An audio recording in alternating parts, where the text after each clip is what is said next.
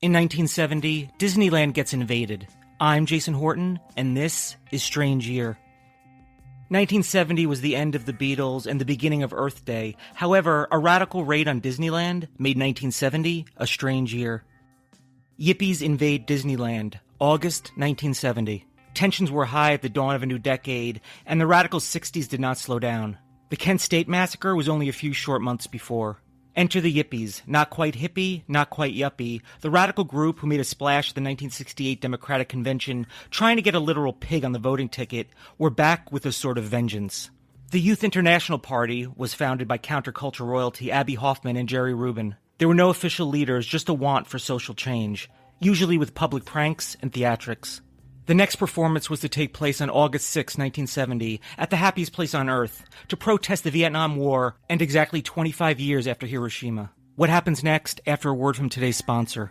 Are you a true crime junkie? Into murder stories or real-life mysteries? Odds are, if you're listening right now, you're probably into one or probably all of those. And if you're like me, you'll very much dig Sword and Scale. Sword and Scale is the longest-standing true crime podcast that combines 911 calls and interrogation audio to tell you real-life stories that will chill you to the bone. Sword and Scale's host and creator Mike Boudet expertly narrates each shocking episode to fully immerse listeners into a carefully crafted real-life story that proves that the worst monsters are real. Some of my personal favorites are episode 121, where Neil Entwistle and his family mysteriously disappear, and episode 107, The Case of Kevin Ray Underwood. I won't spoil them for you, just give Sword and Scale a listen for yourself. Sword and Scale is available bi-weekly on Apple Podcasts, Spotify, Stitcher, iHeartRadio, TuneIn, and wherever you listen to podcasts. Subscribe today and leave them a review. That's Sword and Scale, also available at swordandscale.com. Subscribe today and give it a listen. Sword and Scale, proving that the worst monsters are real. Disneyland represented everything the Yippies were against, and Disney was about as establishment as it gets.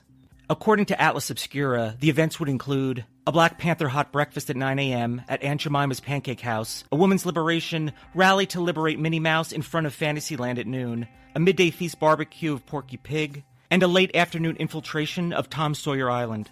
Declaring a free state, brothers and sisters will then have a smoke-in and festival. The flyer also read, "Get over on Disneyland, August 6th, Yippee."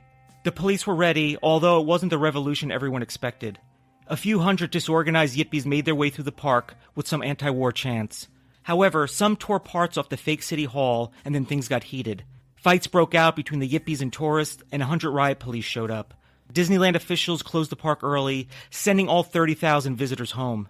There were no serious injuries, and 23 were arrested for disturbing the peace and drug possession. I want to thank AtlasObscura.com, LA Magazine, and HuffPost.com. Thank you so much for listening, and I'll be back next time with another episode of Strange Year.